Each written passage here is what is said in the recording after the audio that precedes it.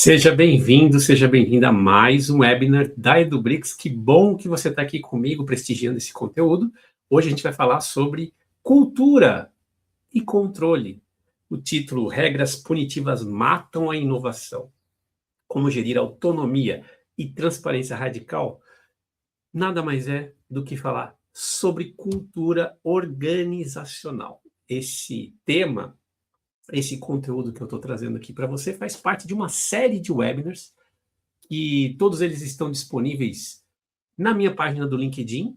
Se você me seguir no LinkedIn, Júlio Cunha, é só você me procurar e você vai ter acesso a se conectar comigo, você vai ter acesso a todas as lives gravadas, mas você também tem acesso a todo esse material também no canal da EduBricks no YouTube. Se você digitar no YouTube @EduBricks, você vai conseguir também acessar todos esses materiais, esses conteúdos que têm a ver com um livro específico que chama Irresistible, de um autor, Josh Bersin, um autor americano que escreveu esse conteúdo, esse livro, e ele fala sobre como as empresas que têm resultados acima da média, muito acima da média, como que elas conseguem não só atrair talentos, atrair os melhores profissionais do mercado, mas também e principalmente retê-los. Então, ele cruzou os dados de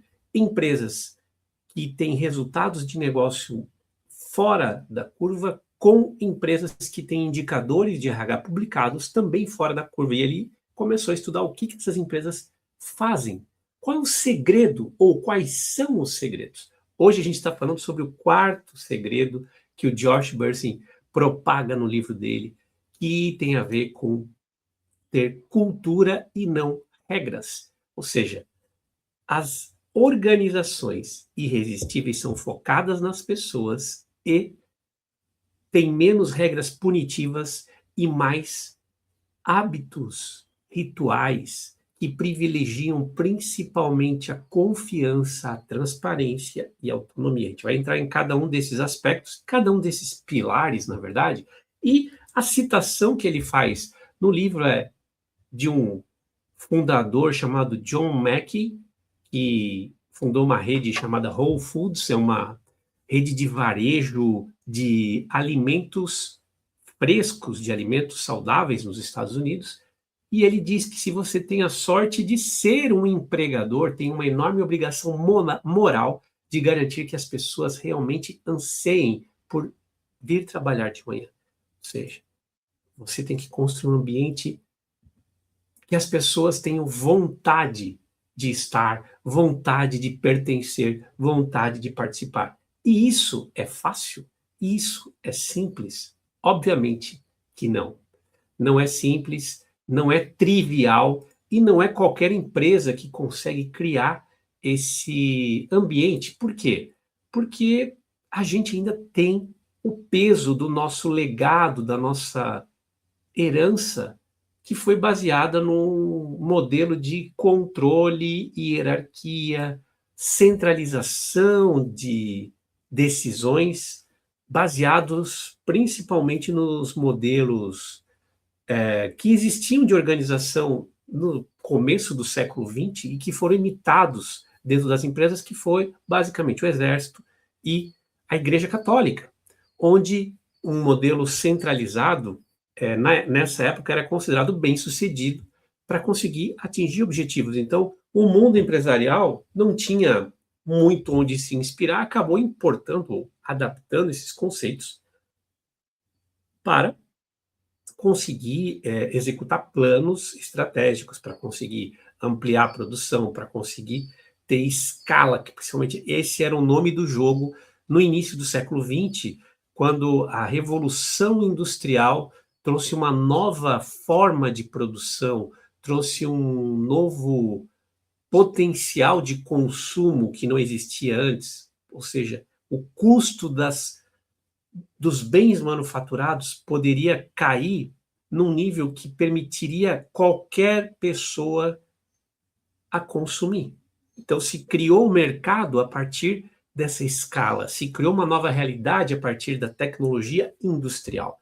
E essa ilusão do escritório tradicional persiste. Até hoje eu digo que é ilusão porque mesmo as empresas de manufatura, aquelas empresas que produzem bens físicos, ainda, apesar de toda a tecnologia de automação, apesar de toda a escala que elas conseguiram e continuam lutando para ter cada vez mais, ainda muitas delas enxergam o escritório tradicional, o lugar onde as pessoas trabalham, como uma fábrica de tarefas, ou seja, você recebe uma lista de coisas para fazer que você tem que dar conta durante o dia.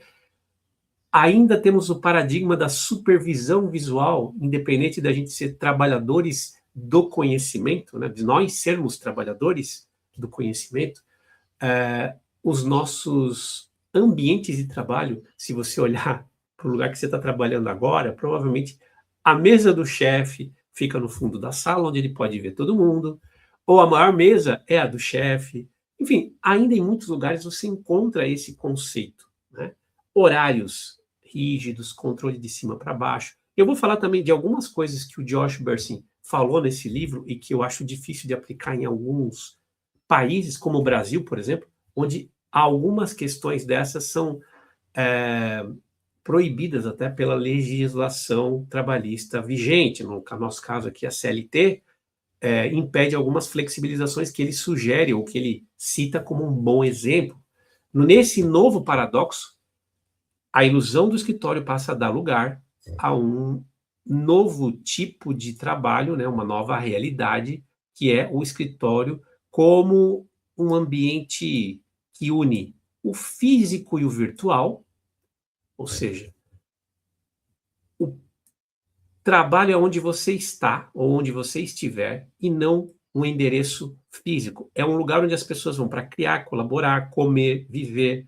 E isso pode ser de forma presencial, pode ser de forma online, de forma híbrida, como muitas empresas estão fazendo hoje ainda, apesar de a gente estar vendo hoje, aqui no Brasil, um grande movimento das empresas saindo do online, né, do que a gente chama aqui no Brasil de home office, para 100% presencial ou para um modelo híbrido, onde o home office não é a maior parte do tempo. Então, a gente está vendo uma migração desse modelo muito forte, e aí eu acho que tem questões que são culturais, tem questões que são financeiras, é um tema que tem várias, eu acho que tem várias explicações para esse movimento que está acontecendo, mas, de uma forma geral, hoje o trabalho não é mais um endereço, ele é um processo contínuo, e ele acontece onde as pessoas estão. Isso vale para o cliente, vale para o colaborador, vale para o fornecedor, vale para o parceiro, vale para a comunidade que está perto dessa atividade econômica, dessa empresa, independente do que ela faz. E o que o Josh Bersin coloca nesse segredo, né, que ele chama de... É o quarto segredo, tá? Só para você saber, você que está assistindo essa live aqui e não pegou as 3 lives anteriores, os 3 conteúdos anteriores, eu estou fazendo cada um desses webinars discutindo ou mostrando o que eu aprendi de cada um dos capítulos do livro. São 7 grandes segredos que o Josh Bersin identificou nessas empresas. E, claro, o nome que ele usou, né, de segredo para chamar a atenção, mas são 7 boas práticas que ele identificou que fazem as pessoas desejarem entrar nessas organizações e ficar nessas organizações. E a anatomia de uma cultura viva, nesse quarto segredo aqui que ele está colocando, é um ambiente de trabalho que seja confortável, que seja flexível, que tenha diversidade, uma preocupação genuína com o bem-estar integral das pessoas. Então, como o trabalho pode estar em qualquer lugar, essa preocupação do bem-estar, ela é chamada de integral. Por quê? Porque ela não vai se preocupar, ou ela não vai abranger, não vai se restringir àquele momento que a pessoa está no escritório. Vai olhar para o profissional em todos os momentos da vida dele. A gente vai entrar um pouco mais a fundo nisso em seguida. Tem a questão de inclusão, então, independente de etnia, de gênero, de credo, de idade, né, de geração que você pertence, você vai, primeiro, se sentir acolhido, fazendo parte, e também participar de times, equipes, squads, de pessoas diferentes de você.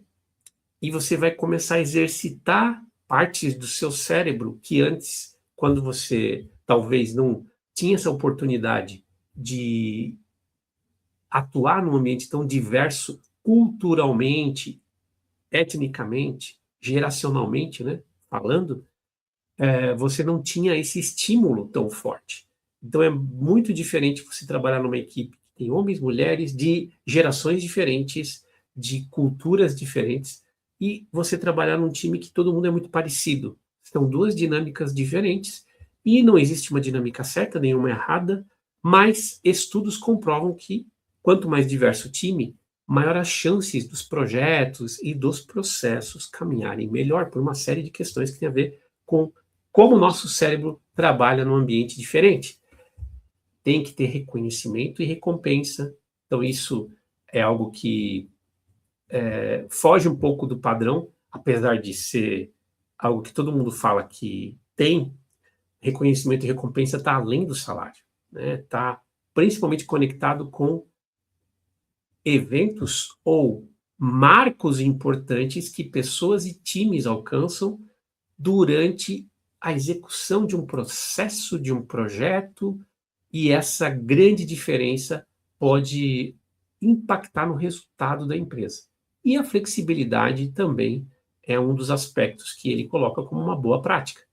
Então, isso aqui está indo meio que, essa recomendação, ou essas práticas aqui, algumas são lugar comum, essa da flexibilidade, eu acho que no momento que a gente está hoje no mercado brasileiro, né, eu estou falando aqui em agosto de 2026, né, 18 de agosto, exatamente hoje, eu tenho testemunhado esse êxodo do home office para o escritório, né, essa decisão das empresas de voltar para o escritório, na maior parte dos casos, em alguns casos trabalho híbrido, mas com poucos dias, ou aquela coisa, 2 dias por semana você pode escolher se você quer ficar em casa, se você quer trabalhar no escritório e tal. E a gente sabe que nos grandes centros, grandes capitais, ou mesmo cidades médias hoje no Brasil já, você tranquilamente pode gastar 1 hora para se deslocar para o trabalho. Né? E 1 hora em algumas cidades é considerado perto. Né? Então, imagina você perder 2 horas do dia em deslocamento. E o deslocamento que a gente tem na maior parte dos casos aqui no Brasil é diferente de um deslocamento, sei lá, no país da Europa Ocidental, né? Você andar 1 hora de trem na Alemanha, você consegue estudar, você consegue trabalhar até se você quiser, né? Você vai ter uma mesa na sua frente, você vai ter uma poltrona confortável, se você quiser dormir, você dorme. É diferente de você estar 1 hora num ônibus aqui numa grande cidade no Brasil, em pé, apertado, com talvez até uma certa preocupação de ter algum objeto seu furtado dentro do ônibus, então você está ali cuidando da sua mochila, do seu celular, desconfortável. Então, é muito difícil aqui no Brasil você dizer que 2 dias por semana você poder evitar essas 2 horas de deslocamento é uma flexibilização, né? Eu acho que condenar a maior parte da força de trabalho a perder horas importantes com família, com atividades pessoais, enfim, mas isso é minha opinião. É uma boa prática que o Josh Percy está falando aqui, você ter flexibilidade de modelo de trabalho, mas eu vou falar de cada um desses pilares, né? Primeiro, a questão dos benefícios ou dos ambientes de trabalho descolados, né?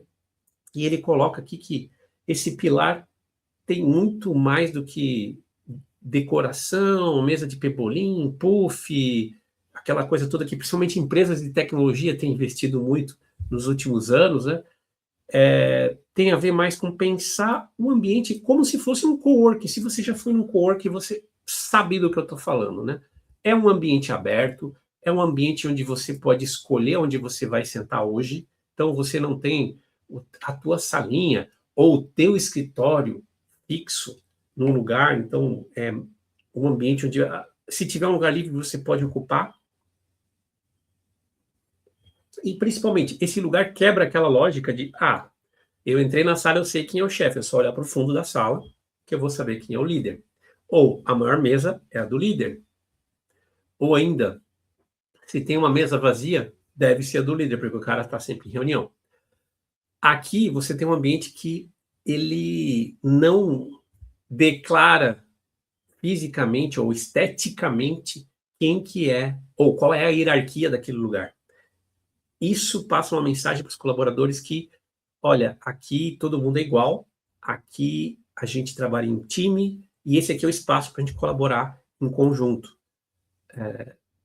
Algumas empresas têm optado por ter zonas de silêncio absolutas para foco profundo e ininterrupto, ou seja, reserva uma parte desse... Vou me interromper agora, né? Vou voltar, por exemplo, do coworking. Em muitos coworkings é normal você ter o salão onde as pessoas colocam ali o seu notebook, podem trabalhar, né? São mesas coletivas em alguns casos, ou um espaço com várias mesas individuais menores. E aí, nos cantos dos prédios, né, das paredes e tal, você tem salas acusticamente tratadas, que cabem às vezes uma ou duas pessoas só, e ali as pessoas vão para fazer reuniões online. Para quê? Para não atrapalhar aquele ambiente que é para ser de silêncio. Então, se você está fazendo reunião online, você tem uma cabine à prova de som que você pode entrar para fazer a sua reunião. Aí você não atrapalha aquele ambiente. E isso eu vejo que é um problema no nosso layout hoje, aqui no Brasil. Muitas empresas que eu visito, as pessoas vão para o escritório presencialmente para ficar fazendo reunião online com outras pessoas. E aí você acaba vivendo numa espécie de call center, onde tem 10 pessoas sentadas e as 10 pessoas falando, e nenhuma delas está falando com alguma delas. Ou seja, elas não estão conversando entre si, elas estão conversando, né, com o seu headset, estão fazendo reunião online com outra pessoa. Então o ambiente fica extremamente barulhento, fica extremamente agressivo. Se uma dessas pessoas precisa se concentrar, criar um relatório, criar uma tese, montar uma proposta com calma, com concentração, ela não vai ter qualidade nesse processo. Porque, de novo, essa sala está muito mais parecida com um call center do que com um estúdio de criação, com um ambiente intelectual. E uma coisa que a empresa, ou essas empresas irresistíveis, entenderam é que o ambiente é que segue as pessoas, ou seja, o espaço de trabalho está onde as pessoas estão. Então, todas as ferramentas, todos os sistemas, toda a tecnologia, toda a infraestrutura da empresa acompanha aquele colaborador aonde ele estiver, porque ele tem um notebook e esse notebook consegue acessar qualquer sistema da empresa em qualquer lugar. Aqui a gente começa a entrar na questão de como fazer isso no Brasil, né, onde você tem legislação trabalhista super rígida, a tal da CLT, e eu posso ter, de repente, o meu sistema sendo acessado fora da empresa, fora do horário, e, eventualmente, algum funcionário vai me processar porque fez hora extra e vai usar esses logs no sistema como uma evidência contra a minha empresa. E aí eu tenho que impedir o usuário desse colaborador de estar ativo depois do horário, estar ativo finais de semana, enfim, são coisas que a nossa CLT vai precisar evoluir, não tem jeito. Tenho certeza que esse tipo de tratamento, ele precisa, não que as pessoas tenham que trabalhar de graça, não é isso que eu estou falando, mas eu tenho certeza que tem vários tipos de ocupação, vários tipos de papéis dentro de uma empresa que não vai fazer diferença para a empresa se ele é executado das 8 às 18 ou se ele é executado das 10 às 20 ou do meio-dia às 20, 21, enfim. E isso acaba diminuindo a flexibilidade, diminuindo a autonomia, e esse é um aspecto que a nossa CLT vai precisar evoluir, com certeza. Então, de novo, não é sobre obrigar as pessoas a trabalhar mais do que o horário que elas estão vendendo para os seus empregadores, não é isso. mas é de abrir uma ideia ou abrir uma discussão sobre, poxa, e se essa pessoa trabalha melhor, ou talvez ela precise se adequar a alguns horários. Vou dar um exemplo das mães.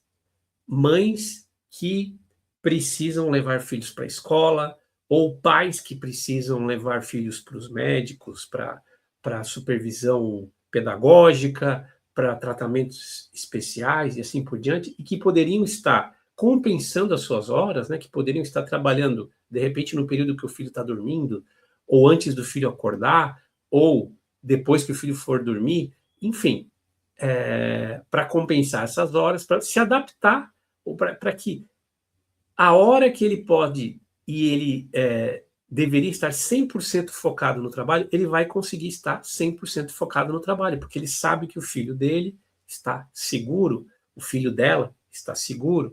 Então, eu acho que o rendimento desse profissional, a qualidade do trabalho que ele vai fazer, seria de outro nível se ele pudesse fazer isso, né? Então, poxa, eu trabalho bem, eu, por exemplo, né, o Júlio aqui que está falando com você, eu sou uma pessoa que eu sou da madrugada, eu gosto de acordar cedo e o melhor horário para a minha atividade de criação, de desenvolvimento de coisas novas, é entre 4 da manhã até umas 10h30, 11 horas.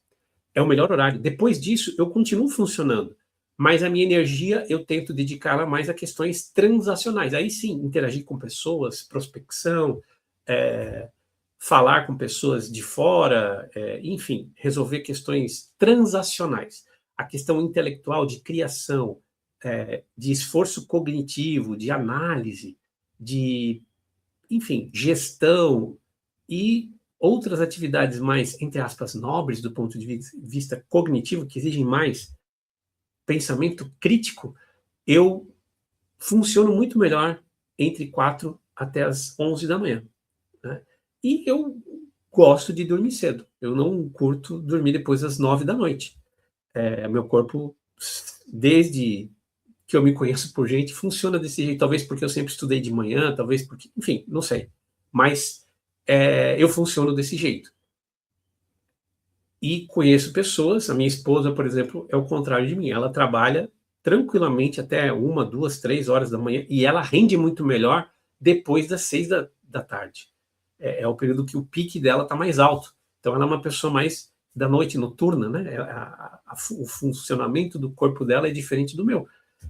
Então, as pessoas têm essas diferenças. Mesmo assim, a gente obriga as pessoas a se adaptar a turnos, né? Então, às vezes a gente tenta, ou o modelo que a indústria, que a economia encontrou para organizar o trabalho, não é um modelo que a natureza de todo ser humano vai se adaptar. E hoje a gente já tem tecnologia para se adaptar. Esse que é o ponto.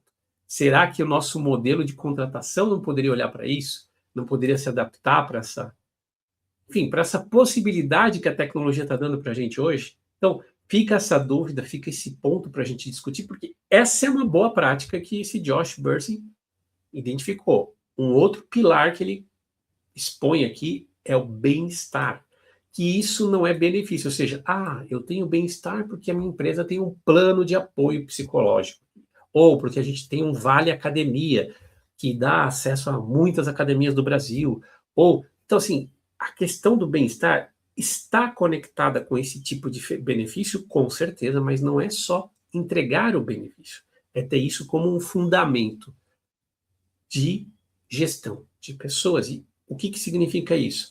É olhar o bem-estar físico, mental, financeiro, a segurança como um todo.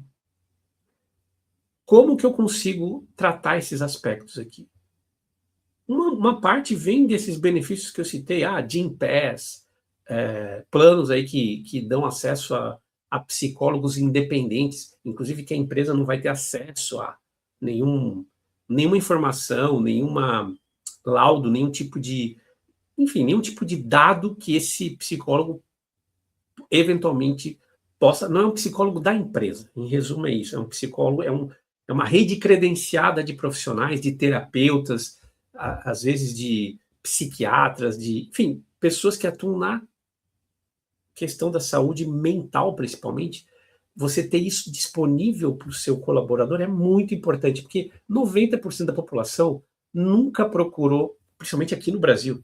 Outros países da América Latina, inclusive, são bem diferentes. Na Argentina, eu fiquei sabendo recentemente de uma estatística que mais de 70% da população ativa economicamente, ou seja, daquelas pessoas que trabalham, mais de 70% se consultam periodicamente com terapeutas, ou seja, fazem terapia. Então, terapia na Argentina é uma coisa culturalmente estimulada, eu diria até. Ou seja, é normal as pessoas fazerem terapia. Aqui no Brasil não é o padrão. São poucas pessoas que fazem terapia, por exemplo. Que não significa que na Argentina as pessoas são menos saudáveis mentalmente do que aqui no Brasil. Muito pelo contrário. A probabilidade é que eles estão trabalhando questões, enfim, para eles lidar com isso dessa forma é uma questão culturalmente aceita, estimulada, e aqui no Brasil a gente pensa um pouco diferente com relação a isso, né? A terapia ela é indicada como tratamento quando a pessoa tem algum problema, ou quando ela já está com algum sintoma muito grande, ou como já teve um burnout, né? Um evento de somatização daquele estresse, daquela pressão que ela está sofrendo no trabalho, virou realmente teve algum sintoma físico, né? As pessoas, cada vez eu testemunho mais dentro das empresas, profissionais, homens, mulheres, que têm crise de ansiedade, chegando até crise de pânico, problemas respiratórios, problemas dermatológicos decorrentes de estresse, de excesso de pressão, excesso de, às vezes, até autocobrança. Não são as empresas que ficaram mais exigentes, ou não só as empresas ficaram mais exigentes, mas as pessoas, muitas vezes, não conseguem lidar com a sua própria expectativa de resultado sobre a sua carreira, sobre o seu trabalho no dia a dia, e acabam somatizando isso, ou seja, isso acaba se transformando em sintomas que aparecem no corpo, como os que eu citei. E aí entra um psicólogo, aí entra um terapeuta, às vezes um psiquiatra para receitar a medicação, para que aí a pessoa vai passar a cuidar da sua saúde mental por causa de um desses eventos. É a mesma coisa do cara que é sedentário, fumante, tem sobrepeso e tem um AVC, e a partir dali muda o estilo dele de vida. É legal mudar o estilo de vida, mas, poxa, tem um monte de gente que está no mesmo quadro hoje que poderia estar sendo estimulado a não ter um AVC, ou seja, mudar o seu estilo de vida antes de acontecer o AVC.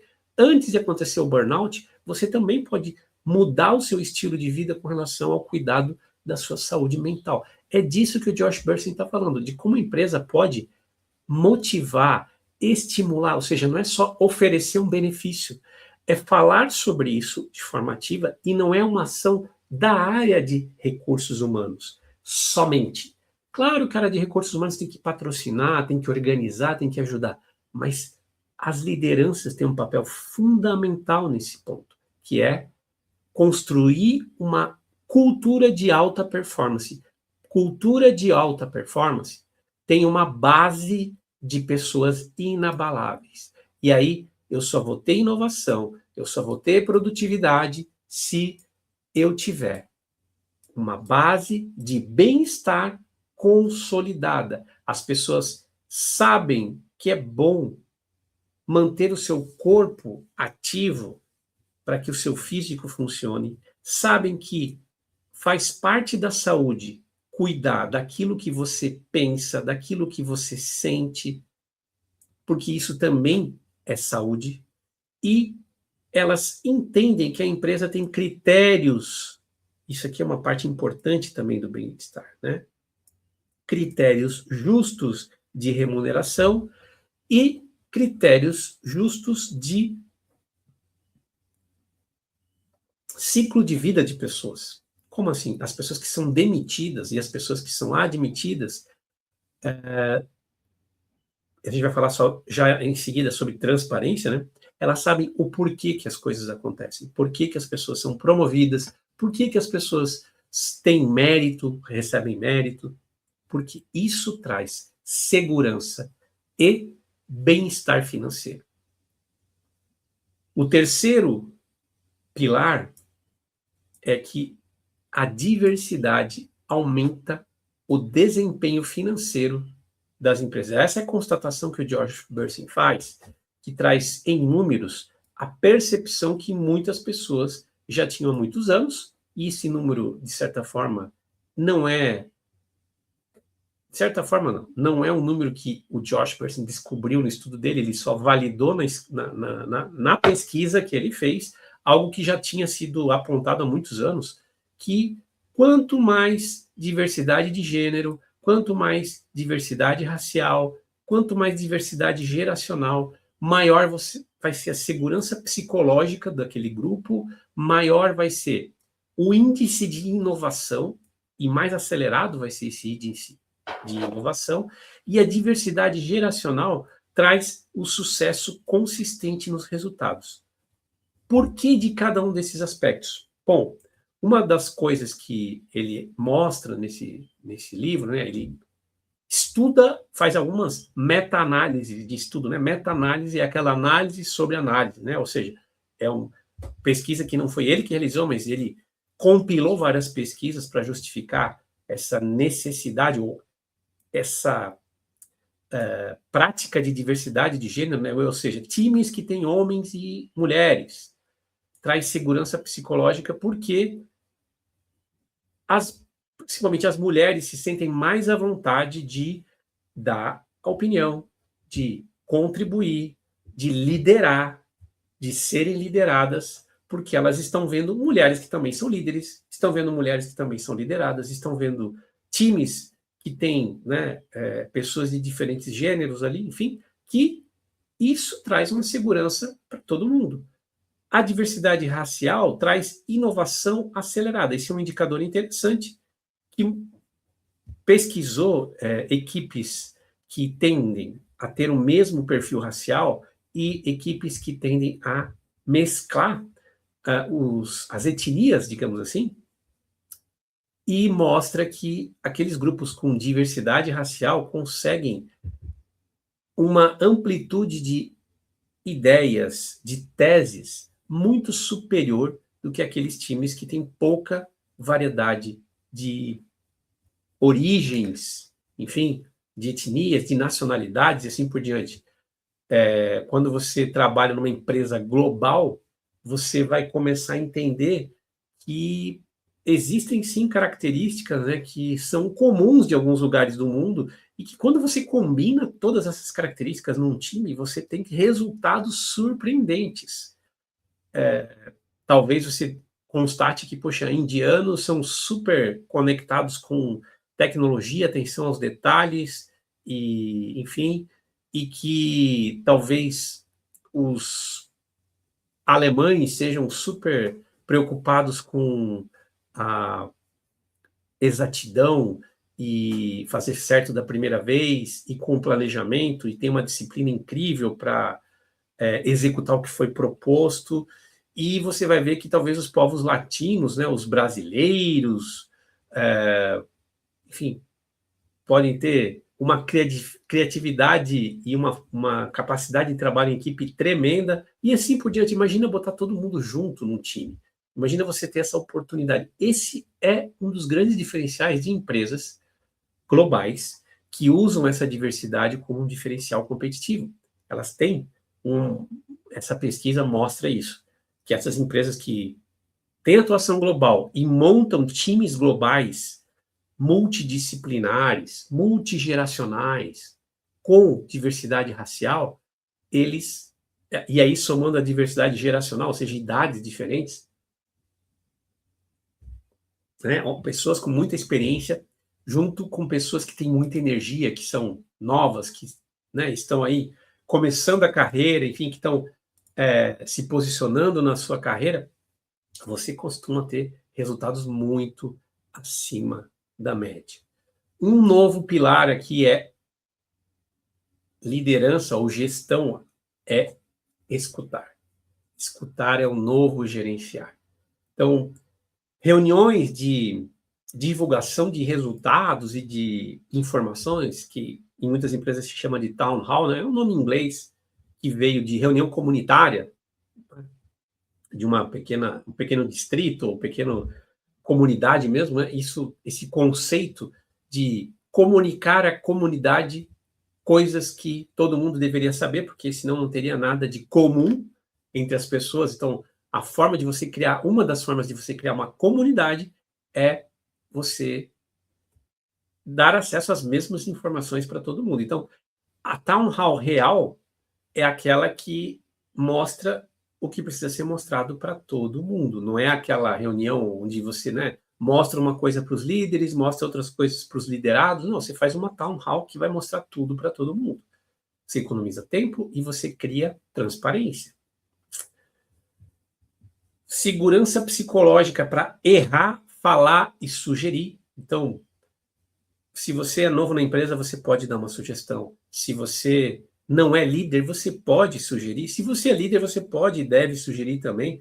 Então, não criticar ou não banir ou não desestimular de qualquer forma, qualquer ideia, seja qual seja.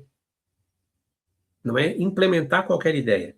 É não desconsiderar qualquer ideia só porque aquela pessoa que deu aquela sugestão tem pouco tempo de empresa, por exemplo, ou é um estagiário, ou é uma pessoa que já tem mais de 40 anos, ou é uma pessoa que, enfim, ou é uma mulher, ou, enfim.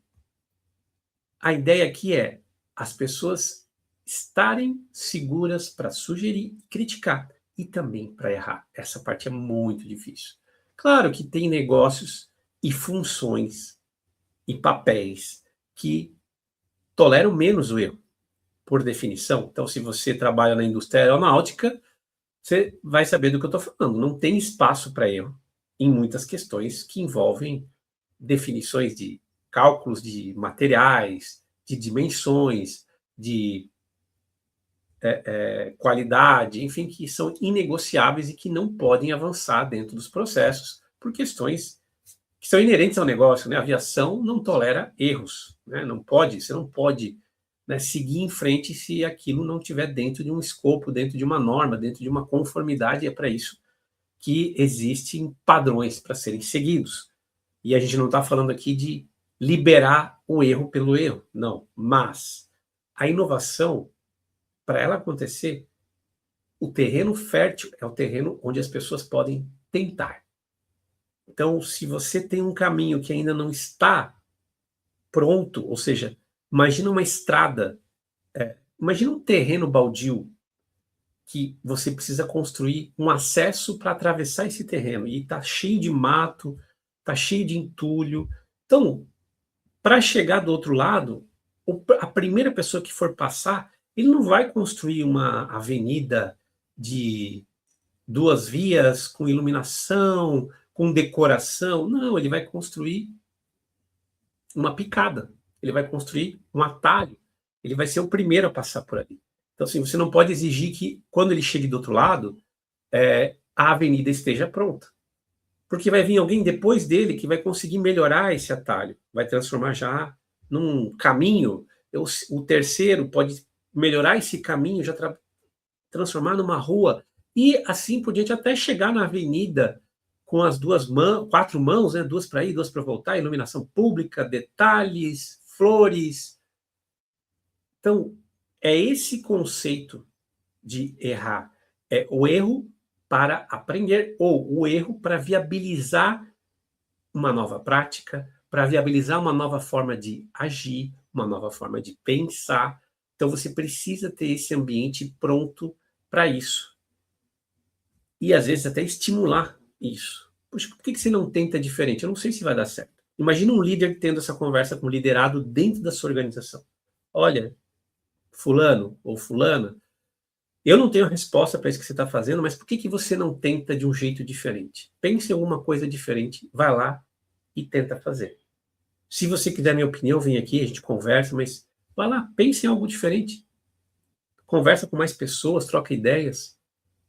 É esse ambiente fértil para a inovação que precisa existir. E, obviamente, que o líder que fala isso, quando ele fala isso, ele tem que saber que aquele erro não vai prejudicar o negócio, pelo menos de forma prejudicial suficiente, né? Então, óbvio que ele vai medir o impacto desse possível erro.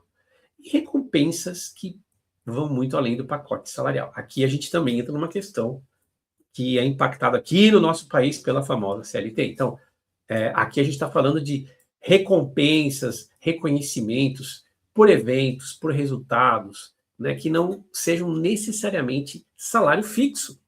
Isso é uma coisa que está cada vez mais forte no mundo inteiro, onde isso pode ser feito. Nos Estados Unidos, na área de tecnologia, isso tem se tornado bem comum. Então, as empresas têm trabalhado muito forte a questão de ações como recompensa por bons desempenhos, por bons resultados, e esse pacote de ações tem se mostrado muito mais eficaz para atrair e reter pessoas do que a remuneração financeira, né, o salário. Então, o salário impacta diretamente no custo operacional da empresa, impacta diretamente no caixa da empresa de curto prazo, e a ação é mais um patrimônio que aquela pessoa está ganhando, e a liquidez desse processo é muito menor, mas ele sabe que o esforço dele, se for transformado em resultado para a empresa, em mais clientes, em mais rentabilidade, aquela ação vai cada vez valer mais. Então, ele vai desejar mais ações se a empresa estiver indo bem, se ele entender que o impacto dele é positivo naquela valorização da ação, e isso traz uma vantagem financeira para a empresa, porque vai ter mais gente acreditando no resultado.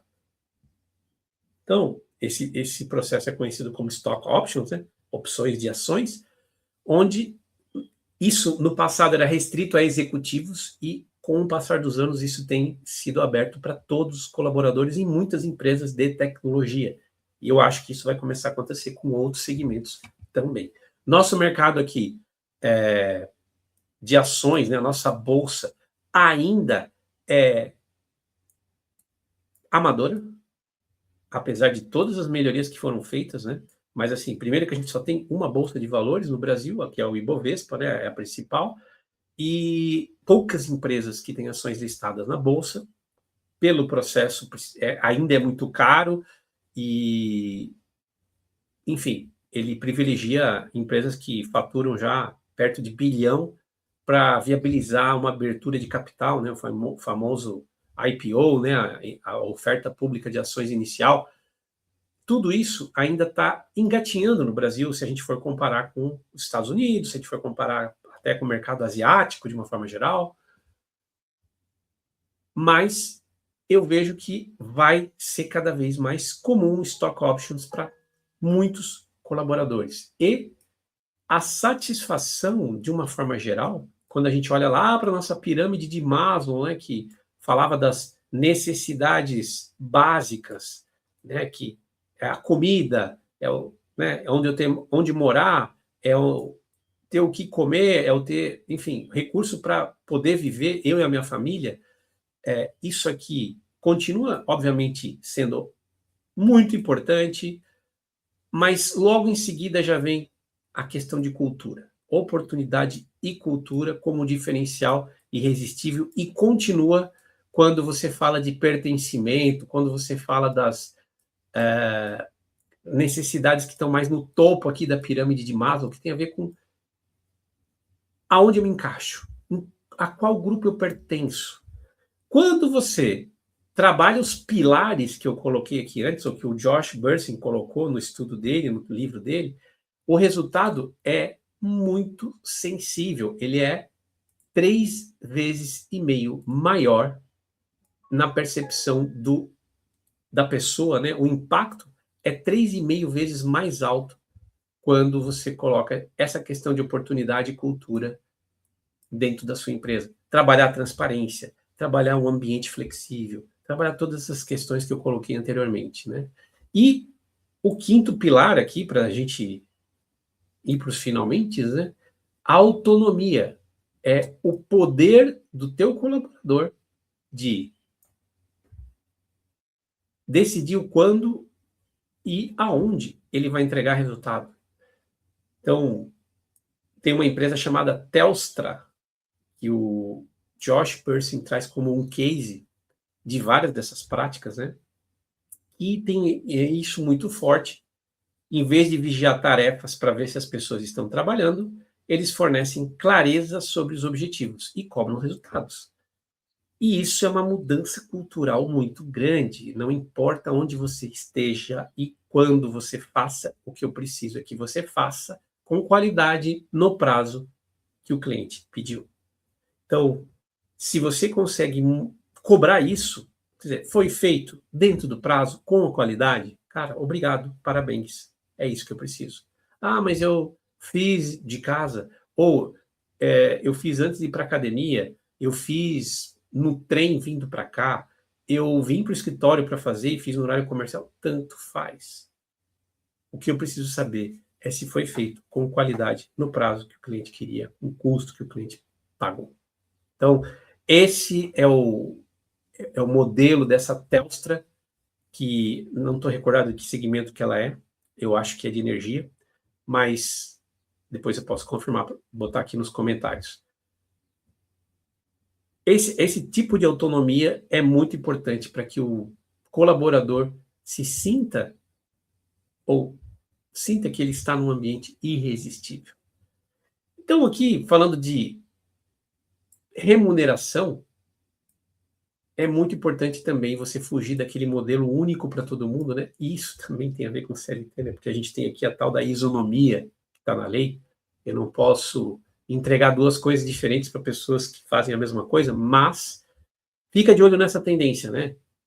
Quando a gente está falando de força de trabalho multigeracional, quando a gente fala de, por exemplo,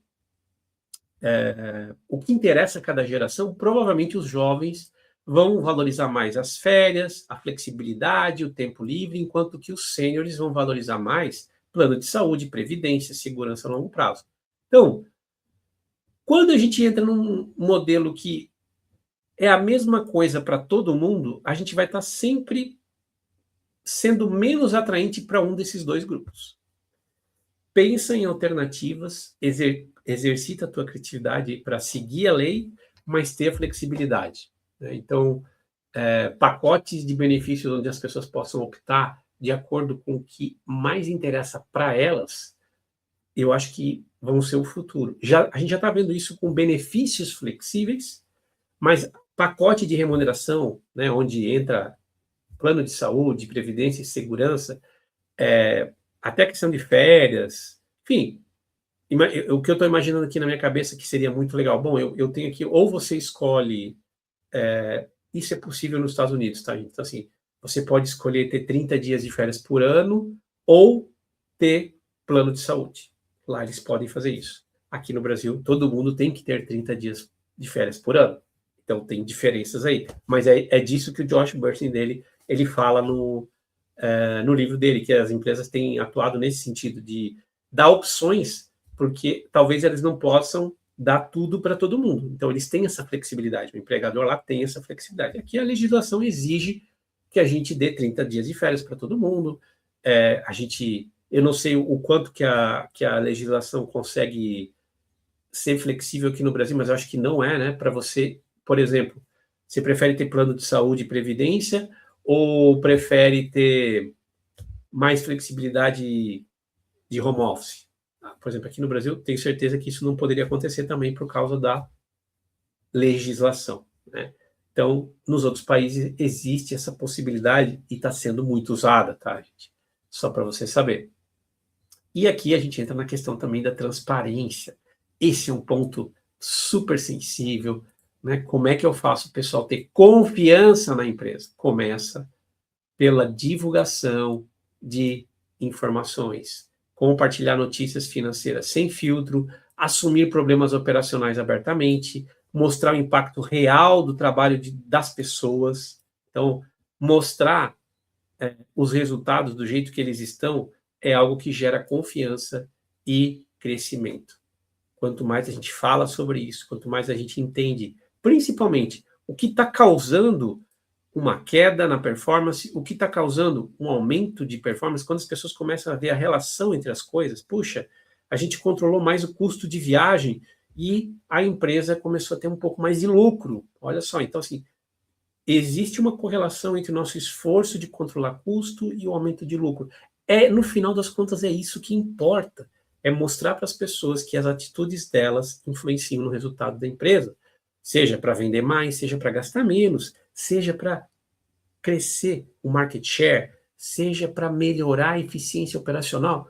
E isso vai ser refletido nas mídias sociais, na marca empregadora da tua empresa, que é como essa empresa é percebido pelos potenciais candidatos.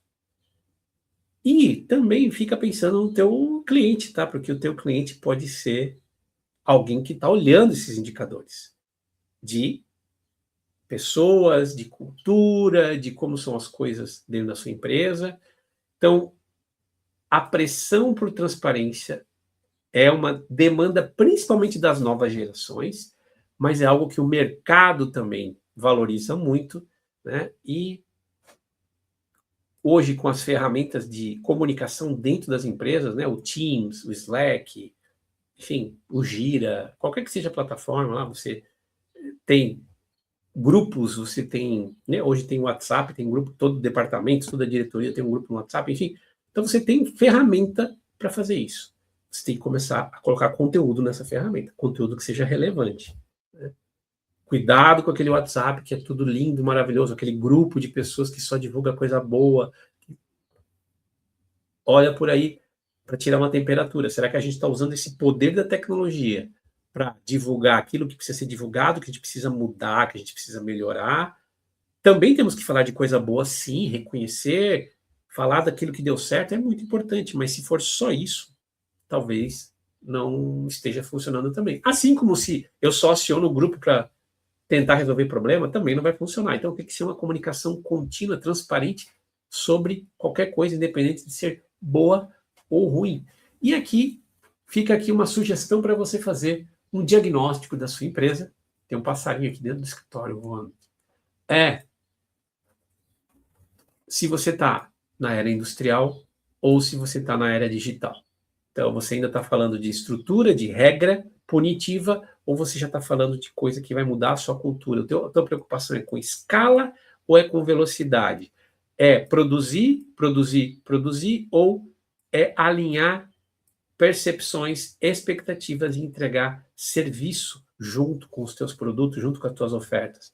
É uma cultura de competição ou é uma cultura colaborativa e interdependente? Não significa que você não vai reconhecer pessoas, você não vai, às vezes, demitir pessoas, significa que você vai estar estimulando que novos projetos, novos problemas, questões que precisam ser melhoradas, ampliadas, modificadas, sejam conduzidas por grupos que às vezes não pertencem ao mesmo time, por grupos que são multidisciplinares, mesmo sendo uma situação que tenha mais a ver com, por exemplo, situações de vendas. Eu tenho também testemunhado em muitas empresas times, equipes de trabalho que estão resolvendo problemas ou desafios na área comercial que são formados por pessoas da área comercial, mas pessoas da área administrativa, da área de marketing, da área operacional, da área de produção, da área jurídica, trabalhando em equipe para tentar melhorar uma questão, às vezes, que é responsabilidade do comercial. Sim, por quê? Porque, às vezes, você precisa ter uma diversidade conceitual, de formação para conseguir fazer, para conseguir entregar resultado. E a autonomia dessas equipes, fazer com que o trabalho flua em todas as direções, de todas as direções. Cuidado se você ainda está nesse controle de cima para baixo. Eu tenho certeza que a tua empresa vai se tornar irresistível quando você adotar essas boas práticas que o Josh Bersin colocou no livro dele, Irresistible. E uma cultura forte não retém pessoas. Ela atrai magneticamente, ou seja, a cultura é o maior imã de pessoas para atrair e para reter. Então, pensa que trabalhar num lugar que eu quero estar, que eu quero fazer parte, é a melhor forma de você diminuir turnover, é a melhor forma de você não ter pressão só por salário, porque as empresas focadas nos colaboradores sobrevivem a crises, inovam mais rápido, lucram mais e geram impacto real na sociedade. Engajamento, gente, ou seja, as pessoas estarem realmente presentes no trabalho, não é só uma métrica, é um resultado inevitável quando você tem essa cultura magnética. Se você quiser um checklist para começar amanhã, pergunta para a sua liderança. Eles sabem claramente que eles são responsáveis pela criação da cultura ou eles acham que é o RH que tem que fazer isso? Qual a frequência que vocês escutam realmente os seus times e vocês têm planos de ação sobre aquilo que vocês escutam? É só lá na pesquisa do Great Place to Work? Ou tem um processo contínuo de ouvir as pessoas e agir sobre aquilo que elas estão apontando como pontos de melhoria? As decisões de negócio só falam ou só são pensadas do ponto de vista financeiro, ponto de vista de mercado, ou eventualmente elas passam, essa decisão passa pelo filtro do propósito e do bem-estar. Então, assim, poxa, a gente vai pelo caminho A, porque é o caminho mais adequado do ponto de vista do negócio e também é o mais adequado do ponto de vista de pessoas aqui da minha equipe, do bem-estar. Ou eu vou evitar esse caminho aqui porque, poxa, ele vai dar um resultado de negócio enorme, mas não vai privilegiar aqui o meu pessoal. Eles vão ter que trabalhar hora extra, eu vou ter que... Enfim. Como é que é o processo decisório dentro da sua empresa? Então, esse checklist vai te ajudar a criticar, a avaliar criticamente o que está acontecendo dentro da tua organização e a constatação é, o futuro do trabalho não é sobre ter regras, mais regras, é sobre pessoas. Eu quero agradecer o teu tempo aqui, agradecer o teu engajamento e fique à vontade para postar comentários, perguntas, enfim, engajar aqui com esse conteúdo. Faço novamente aqui o pedido para que você se inscreva no canal do YouTube da Edubrix, vai lá no YouTube, digita @Edubrix e você vai achar o canal. Se inscreve lá.